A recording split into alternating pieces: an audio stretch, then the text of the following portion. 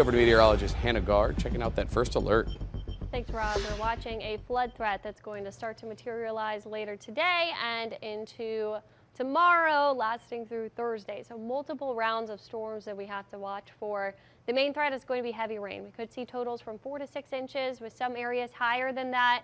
And then we have to watch for a severe weather threat as well, specifically today, with damaging winds, tornadoes, and hail all possible. But the flood watch is in effect through Thursday for the entire area, much of Louisiana and Mississippi, as these storms begin to push in later this afternoon into the evening. Right now we're actually drying out. We saw some storms earlier this morning that kind of moved across the coastal areas, even some light rain across the South Shore, some sprinkles up to the north.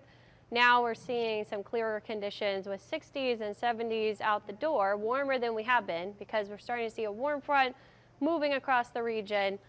In the afternoon, this will be the focal point if we see any isolated strong to severe storms, but the main system is over to the west where we have severe thunderstorm watches in effect. We've already seen storms this morning in places near Abilene. That's a very slow moving weather system. It's over Texas right now. It's going to take a while to actually get to us over the next couple of days. Here's the warm front.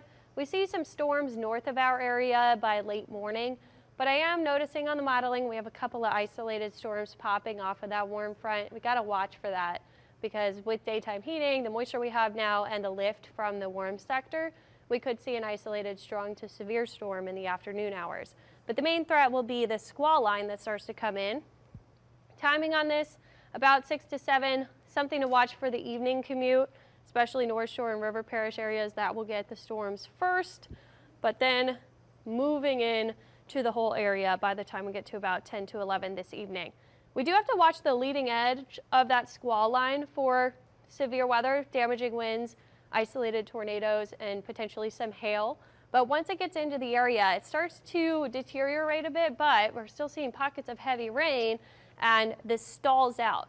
This is now 4 a.m. tomorrow. Reminder, this started to come in 6 to 7, so we're talking almost 12 hours of consistent rainfall, and that continues into the morning. Watching our morning commute on Wednesday, looks like we see heavy rainfall and storms, and then that does seem to start to taper off by the time we get to the late morning, early afternoon on Wednesday. We still could see some light rain, but I do think a lot of the storm activity will become coastal on Wednesday. We have to watch another round Thursday. The modeling not really picking up on this, but some of the long range models are seeing some afternoon storms on Thursday because the cold front still will not have fully moved through. So we'll have to watch for an isolated flooding threat Thursday with potentially some stronger storms, but we'll see how that materializes as these storms come through. Rain potential. Here's those big streaks of purples and white, especially over to our west. The models have been really spiking the rain totals west of us.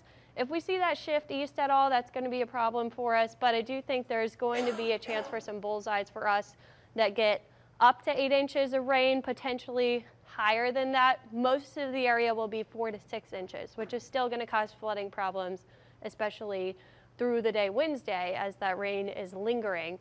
Here's the severe weather threat. We have a level 1 out of 5 risk. It's focused mainly north of Houston today with that tornado threat, but as the isolated storms pop up in the warm sector, we have to watch for some of those becoming stronger, and then the squall line itself as it moves from the west to the east.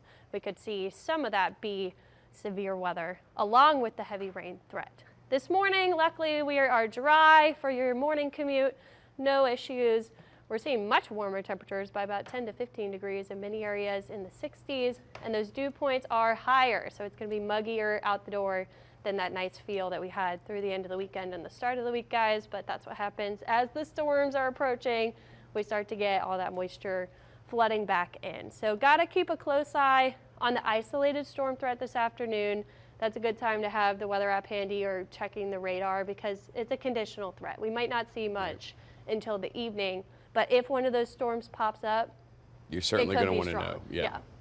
So we got to watch for that. But this morning's commute should be good to go, no problems. The morning is good weather-wise. Today. It's going to be tomorrow morning that we are watching an ongoing flooding threat. All right.